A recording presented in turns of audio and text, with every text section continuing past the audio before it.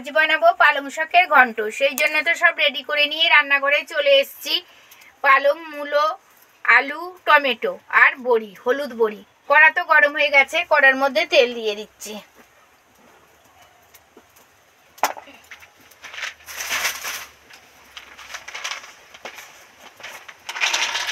তেলের মধ্যে মুঠোখানে হলুদ বড়ি দিয়ে ভালো করে ভেজে নেবো। ডিপ ফ্রাই করে ভাজবো না, মোটামুটি ভাজবো। বড়ি কখনো ডিপ ফ্রাই করে ভাজবে নেই, ডিপ ফ্রাই করে ভাজলে স্বাদ লাগবে না, একটা কেমন কড়কড়া মতো হয়ে যায়। সেই জন্য অল্প ভেজেই উঠিয়ে নেব। তো ভাজা হয়ে গেছে, এবার তেল থেকে আস্তে আস্তে উঠিয়ে নিচ্ছি। এই হলুদ ভাতটা যখন সাদা হয়ে যাবে তখন জানবেন বড়ি ভাজা হয়ে গেছে। বেশি লাল করে ভাজবেন না, টেস্টি লাগবে না, ভালোও খেতে হবে না। এর মধ্যে দুটো তেজপাতা, একটা শুকনো লঙ্কা,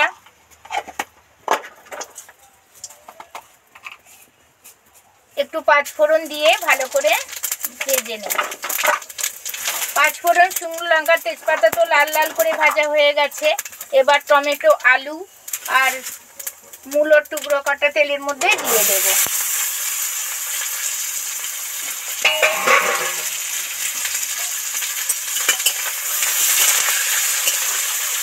এই পালং শাকের চচ্চড়ি আসল মশলা হচ্ছে রাঁধুনি আর আদা বাটা।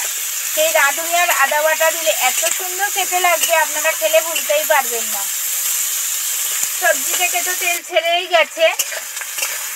এবার এই রাঁধুনি আর আদা বাটাটা এর মধ্যে দিয়ে দেবো। বেশি পরিমাণে দিলে কিন্তু ভালো লাগবে না, মোটামুটি যেটুকুনি সবজি সেরকম দিতে লাগবে। আর একটু দিয়ে দেবো।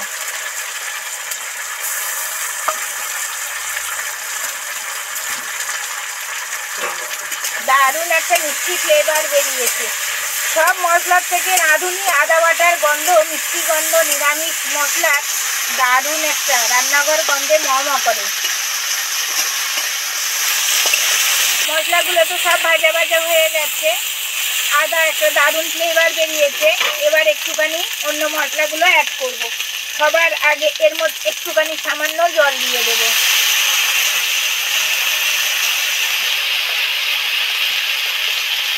এবার এই জলের মধ্যে একটুখানি হলুদ গুঁড়ো, 1 চামচ মতো হলুদ গুঁড়ো, 1 চামচ লঙ্কা গুঁড়ো,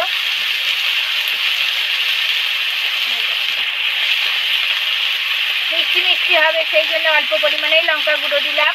1 চামচ লঙ্কা গুঁড়ো, বাবা জলটা দেওয়ার সঙ্গে সঙ্গে 1 চামচ সুগন্ধ বেরিয়েছে, জিরে, ধনে, মরিচ গুঁড়ো। এই যে জল একটুখানি দিয়ে ওর মধ্যে মশলাগুলো দিলাম, মশলাগুলো দিলে আর পুড়ে যাবে না, দারুণ একটা ফ্লেভার বেরোবে আর দারুণ একটা টেস্টি হবে। সেই জন্য তো জল দিয়ে করলাম। দেখুন জলটাও শুকে নিয়েছে আর ভালো করে মশলাটা ভাজাও হয়ে গেছে। এবার জল দিয়ে দেব। জল তো ফুটেই গেছে, এবার এই ভাজা বড়িটা জলের মধ্যে দিয়ে দেব।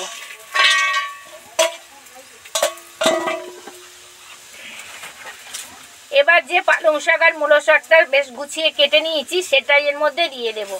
শাক দিয়ে কোনোদিন ভাজাভাজি করবেন না, তাহলে কিন্তু একদম টেস্ট হবে না। কারণ শাক কোনোদিন ভাজতে নেই, শাকের সব গুণাগুণ নষ্ট হয়ে যায়।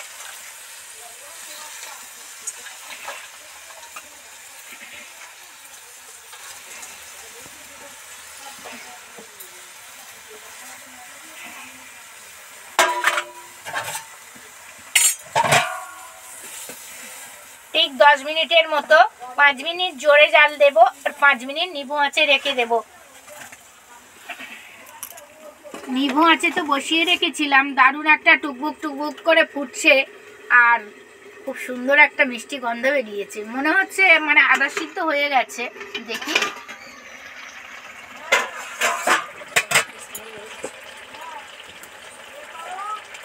যেহেতু নিরামিষ পদ সেই জন্য একটু বাতাসা দেবো, একটু মিষ্টি মিষ্টি হলে তবেই টেস্টি হয়। সেই জন্য দুটো বাতাসা দিয়ে দিলাম, দিয়ে এবার ভালো করে নেড়ে চেড়ে মিশিয়ে দেবো।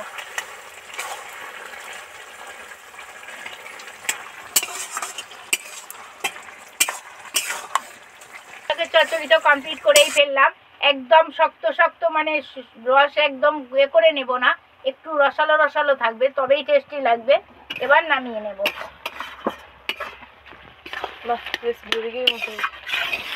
এই গ্রেভি পালং শাকের চচ্চড়ি বেশি খেতে ভালো লাগে। একটু জোরে জাল দিয়ে একটু রসটা কমিয়ে নিলাম, একটু গায়ে গায়ে হয়ে গেলে তবেই টেস্টি হবে। এবার নামিয়ে নিচ্ছি।